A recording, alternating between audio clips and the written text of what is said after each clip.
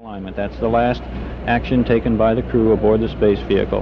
Now approaching the half-minute mark.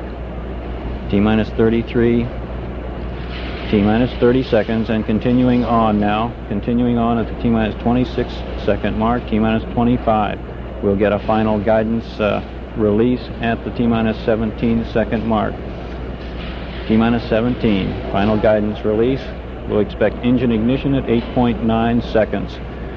10, 9, 8, 7, ignition sequence started. All engines are started. We have ignition. 2, 1, 0. We have a liftoff.